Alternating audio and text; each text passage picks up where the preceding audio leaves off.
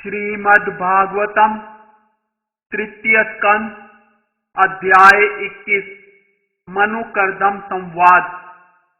विदुर ने कहा, स्वयंभू मनु की वंश परंपरा अत्यंत आदरणीय थी। हे पूज्य ऋषि, मेरी आपसे प्रार्थना है कि आप इस वंश का वर्णन करें जिसकी संतति वृद्धि संभोग के द्वारा हुई। स्वयंभू मनु के दो पुत्रों प्रियव्रत तथा उत्तानपाद ने धार्मिक नियमानुसार सप्त द्वीपों वाले इस संसार पर राज्य किया। हे पवित्र ब्राह्मण, हे पाप विहीन पुरुष, आपने उनकी पुत्री के विषय में कहा है कि वे प्रजापति ऋषि कर्दम की पत्नी देवहूति थी। उस महायोगी ने, जिसे अष्टांग योग के सिद्धांतों में सिद्धि प्राप्त थी, इस राजकुमारी से कितनी संतानें उत्पन्न की, कृपा करके आप मुझे यह बताएं, क्योंकि मैं इसे सुनने का इच्छुक हूं।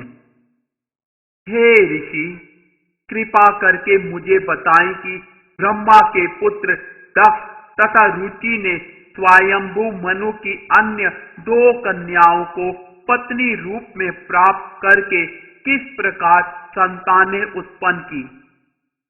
महान ऋषि मैत्रेय ने उत्तर दिया, भगवान ब्रह्मा से लोकों में संतान उत्पन्न करने का आदेश पाकर पूज्य कर्दम मुनि ने सरस्वती नदी के तट पर 10,000 वर्षों तक तपस्या की। समाधि काल में कर्दम मुनि ने समाधि में अपनी भक्ति द्वारा शरणागतों को तुरंत समस्त वर देने वाले श्री भगवान की आराधना की। तब सत्य युग में कमल नयन पूर्ण पुरुषोत्तम भगवान ने प्रसन्न होकर कर्दम मुनि को अपने दिव्य रूप का दर्शन कराया, जिसे वेदों के माध्यम से ही जाना जा सकता है। कर्दम मुनि ने भौतिक कलमश से रहित सूर्य के समान तेजमय श्वेत कमलों तथा कुमुदिनियों की माला पहने श्री भगवान के नित्य रूप का दर्शन किया। भगवान ने निर्मल पीला रेशमी वस्त्र धारण कर रखा था और उनका मुख कमल गुंगराले नीले चिकने बालों के गुच्छों से सुशोभित था। मुकुट तथा कुंडलों से आभूषित श्री भगवान अपने 3 हाथों में अपने विशिष्ट शंख, चक्र तथा गदा और चौथे में श्वेत कुमुदिनी धारण किए हुए थे। उन्होंने प्रसन्न तथा हाथ युक्त मुद्रा में समस्त भक्तों के चित्त को चुराने वाली चितवन से देखा। अपने वक्ष स्थल पर सुनहरी रेखा धारण किए तथा अपने गले में प्रसिद्ध कौस्तुभ मणि लटकाए हुए वे गरुड़ के कंधों पर अपने चरण कमल रखे हुए आकाश वायु में खड़े थे। जब कर्दम मुनि ने पूर्ण पुरुषोत्तम भगवान का साक्षात दर्शन किया तो वे अत्यधिक तुष्ट हुए, क्योंकि उनकी दिव्य इच्छा पूर्ण हुई थी। वे भगवान के चरण कमलों को नमस्कार करने के लिए नतमस्तक होकर पृथ्वी पर लेट गए। उनका हृदय स्वाभाविक रूप में भगवत प्रेम से पूरित था। उन्होंने हाथ जोड़कर स्तुतियों द्वारा भगवान को तुष्ट किया। करदम मुनि ने कहा, हे परम पूज्य भगवान, समस्त अस्तित्वों के आधार आपका दर्शन प्राप्त करके मेरी दर्शन की साध पूरी हो गई। महान योगी जन बारंबार जन्म लेकर गहन ध्यान में आपके दिव्य रूप का दर्शन करने की आकांक्षा करते रहते हैं। आपके चरण कमल सांसारिक अज्ञान के सागर को पार करने के लिए सच्चे पोत नाव के तुल्य हैं। माया के वशीभूत केवल अज्ञानी पुरुष ही इन चरणों की पूजा इंद्रियों के क्षुद्र तथा क्षणिक सुख की प्राप्ति हेतु करते हैं, जिनकी प्राप्ति नरक में सड़ने वाले व्यक्ति भी कर सकते हैं। तो भी हे भगवान, आप इतने दयालु हैं कि उन पर भी आप अनुग्रह करते हैं। अतः मैं भी ऐसी समान स्वभाव वाली कन्या से विवाह करने की इच्छा लेकर आपके चरण कमलों की शरण में आया हूं, जो मेरे विवाहित जीवन में मेरी कामेच्छाओं को पूरा करने में कामधेनु के समान सिद्ध हो सके। आपके चरण प्रत्येक वस्तु को देने वाले हैं, क्योंकि आप कल्प वृक्ष के समान हैं। हे भगवान, आप समस्त जीवात्माओं के स्वामी तथा नायक हैं। आपके आदेश से सभी बद्ध जीव मानो डोरी से बंधकर अपनी अपनी इच्छाओं की तुष्टि में निरंतर लगे रहते हैं। उन्हीं का अनुसरण करते हुए हे धर्म मूर्ते, शाश्वत काल रूप आपको मैं भी अपनी आहुति बलि अर्पण करता हूं। फिर भी जिन पुरुषों ने रूढ़ सांसारिकता तथा इनके पशुतुल्य अनुयायियों का परित्याग कर दिया है और जिन्होंने परस्पर विचार विनिमय के द्वारा आपके गुणों तथा कार्यकलापों के मादक अमृत सुधा का पान करके आपके चरण कमलों की छत्र छाया ग्रहण की है, वे भौतिक देह की मूल आवश्यकताओं से मुक्त हो सकते हैं। आपका 3 नाभि वाला काल चक्र अमर ब्रह्म की दूरी के चारों ओर घूम रहा है। इसमें 13 तीलियां, अरे 360 जोड़, 6 परिधियां तथा उस पर अनंत पतियां पतर पिरोई हुई है। यद्यपि इसके घूमने से संपूर्ण सृष्टि की जीवन अवधि घट जाती है, किंतु यह प्रचंड वेगवान चक्र भगवान के भक्तों की आयु का स्पर्श नहीं कर सकता।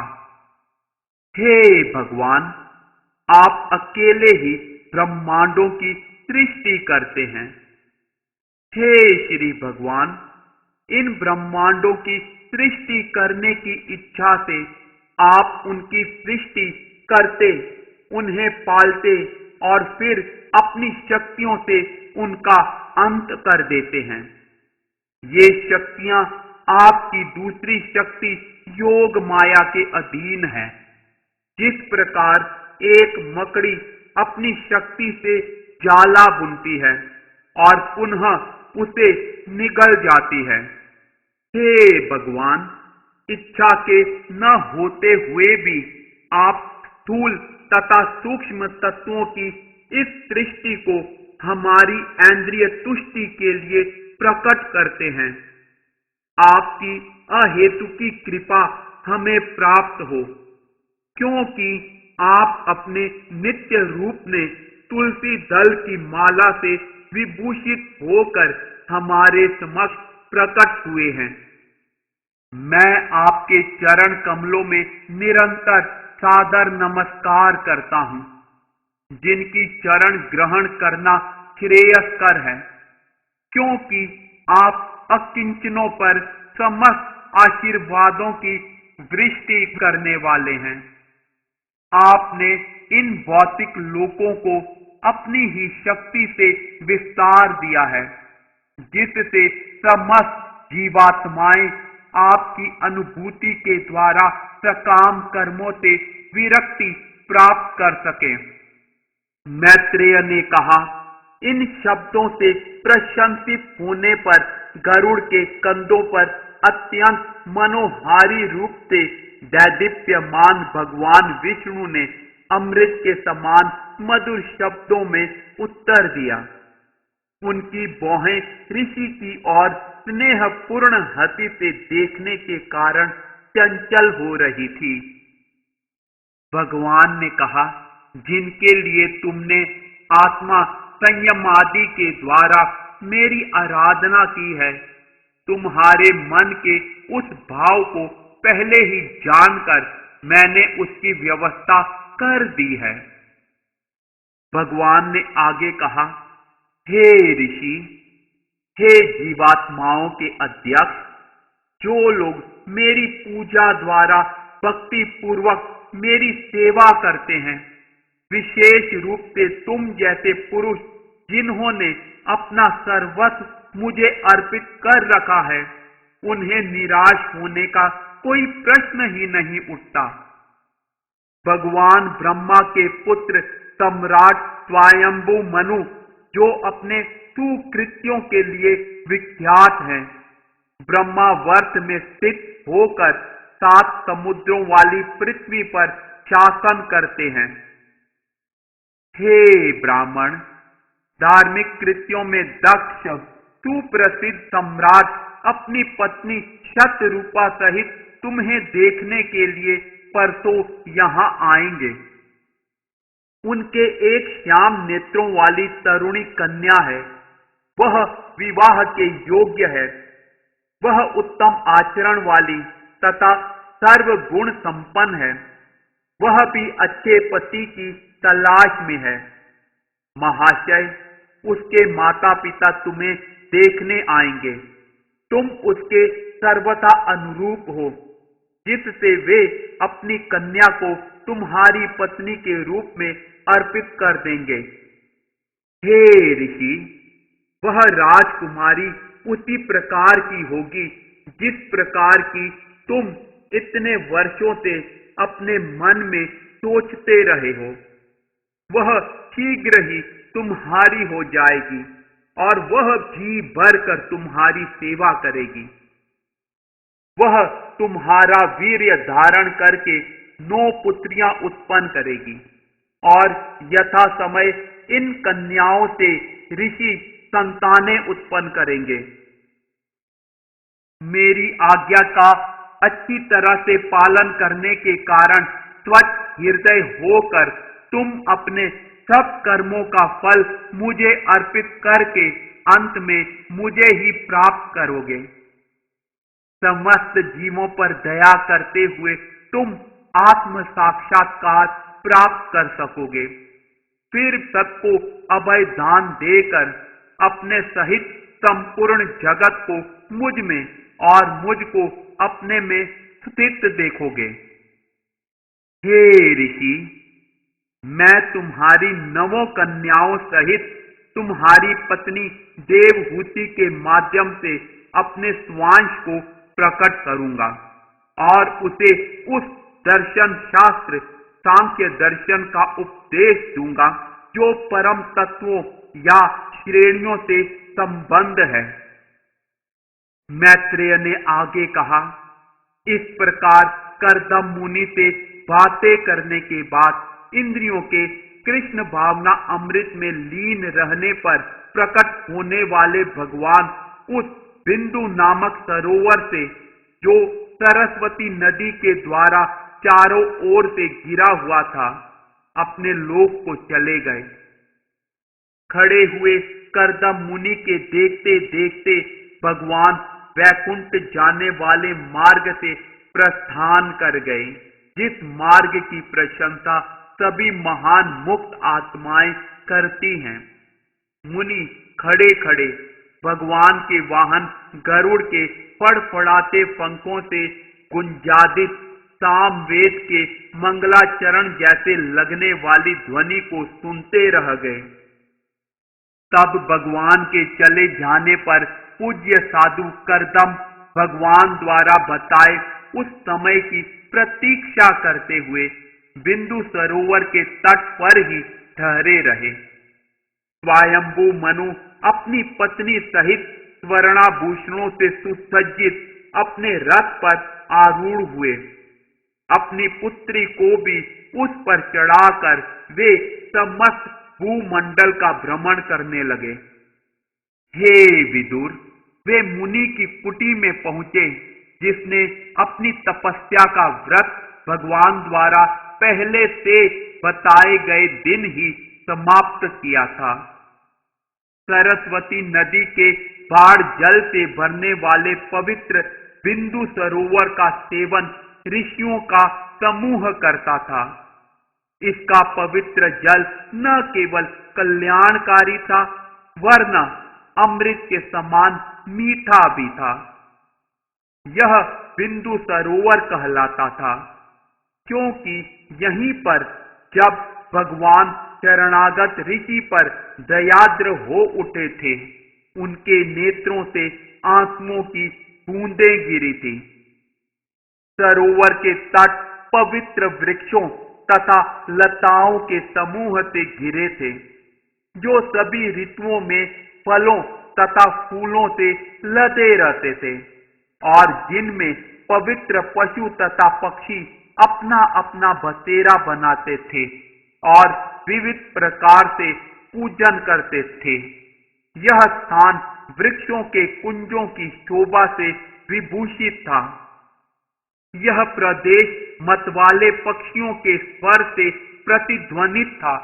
मतवाले भौरे मंडरा रहे थे, प्रमथ मोर गर्व से नाच रहे थे और प्रमुदित कोयलें एक दूसरे को पुकार रही थी। बिंदु सरोवर कदम, चंपक, अशोक, करंज, बकुल, आसन, कुंद, मंदार, कुटज तथा नव आम्र के पुष्पित वृक्षों से सुशोभित था। वायु, कारंडव, पल्लव, हंस, कुररी, जल पक्षी, सारस, चक्रवाक तथा चकोर के कलरव से गुंजायमान थे। इसके तटों पर हिरण, सूकर, शाही, नीलगाय, हाथी, लंगूर, शेर, बंदर, नेवला तथा कस्तूरी मृगों की बहुलता थी। उस पवित्र स्थान में आदि राजा स्वयंभू मनु अपनी पुत्री सहित प्रविष्ट हुए और उन्होंने जाकर देखा कि अभी अभी पवित्र अग्नि में आहुति देकर वे मुनि अपने आश्रम में आसन लगाए थे। उनका शरीर अत्यंत आभावान था। यद्यपि वे दीर्घ काल तक कठोर तपस्या में लगे हुए थे, किंतु वे तनिक भी क्षीण नहीं थे, क्योंकि भगवान ने उन पर कृपा कटाक्ष किया था और उन्होंने भगवान के चंद्रमा के समान स्निग्ध अमृतमय शब्दों का पान किया था। मुनि लंबे थे, उनकी आंखें बड़ी बड़ी थी, मानो कमल दल हों, और उनके सिर पर जटाजूट था। वे चिथड़े पहने थे। स्वयंभू मनु उनके पास गए और उन्होंने देखा कि वे दूल दूसरित हैं, मानो बिना तराशा हुआ कोई मणि हो। राजा को अपने आश्रम में आकर प्रणाम करते देखकर उस मुनि ने आशीर्वाद देकर सत्कार किया और यथोचित सम्मान सहित उसका स्वागत किया। मुनि से सम्मान पाकर राजा स्वयंभू मनु बैठ गए और शांत बने रहे। तब भगवान के आदेशों का स्मरण करते हुए करदम मुनि अपनी मधुर वाणी से राजा को प्रमुदित करते हुए इस प्रकार बोले। हे भगवान, आपका यह भ्रमण यात्रा निश्चित रूप से सज्जनों की रक्षा तथा असुरों के वध के उद्देश्य से संपन्न हुआ है, क्योंकि आप श्री हरि की रक्षक शक्ति से समन्वित हैं। जब भी आवश्यक होता है, आप सूर्य, चंद्र, अग्नि, इंद्र, वायु, यम, धर्म, वरुण का अंश धारण करते हैं। आप भगवान विष्णु के अतिरिक्त अन्य कुछ नहीं हैं, अतः आपको सभी प्रकार से नमस्कार है। यदि आप अपने विजयी रत्न जटित रथ पर, जिसकी उपस्थिति मात्र से अपराधी भयभीत हो उठते हैं, सवार न हो, यदि आप अपने धनुष की प्रचंड टंकार न करें, और यदि आप तेजवान सूर्य की भांति संसार भर में एक विशाल सेना लेकर विचरण न करें, जिसके पदाघात से पृथ्वी मंडल हिलने लगती है, तो स्वयं भगवान द्वारा बनाई गई समस्त वर्णों तथा आश्रमों की व्यवस्था चोरों तथा डाकुओं द्वारा छिन्न भिन्न हो जाए। यदि आप संसार की स्थिति के विषय में सोचना छोड़ दें, निश्चिंत हो जाएं, तो अधर्म बढ़ेगा, क्योंकि धन लोलुप व्यक्ति निर्द्वंद हो जाएंगे। ऐसे दुराचारियों के आक्रमणों से यह संसार विनष्ट हो जाएगा। तो भी हे पराक्रमी राजा, मैं आपसे यहां आने का कारण पूछ रहा हूं। वह चाहे जो भी हो, हम बिना हिचक के उसको पूरा करेंगे। इस प्रकार श्रीमद् भागवत के तृतीय स्कंद के अंतर्गत मनु कर्दम संवाद नामक 21वें अध्याय के भक्ति वेदांत तात्पर्य पूर्ण हुए।